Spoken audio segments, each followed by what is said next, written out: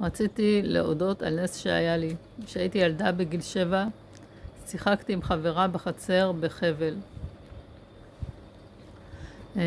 ושיחקנו ונהנינו והיינו חברות טובות, ובאותו בניין היה ביתן גדול של פח זבל מאחורי הבניין, סגור בבריח. באותו יום עבד בבניין פועל ערבי, והוא קרא לחברה שלי ואמר לה, בואי תיכנסי לפה לפח זבל. ואנחנו היינו מאוד תמימות וגם ילדות קטנות, והיא נכנסה והוא היה איתה שם כמה דקות, אני לא יודעת לעמוד את הזמן, והיא יצאה.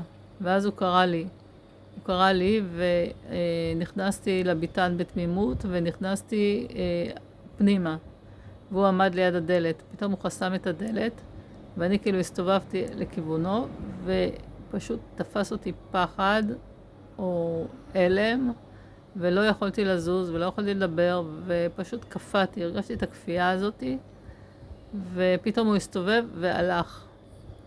ואז יצאתי וחזרתי הביתה.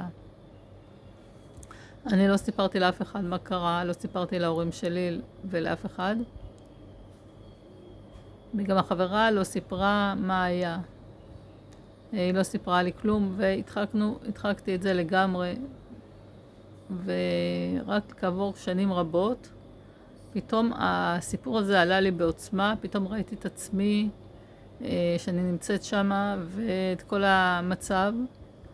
ואז הבנתי את גודל הנס שריימי, הוא היה יכול לעשות מה שהוא רוצה, וזה נמנע וחסך ממני הרבה טראומה לכל החיים.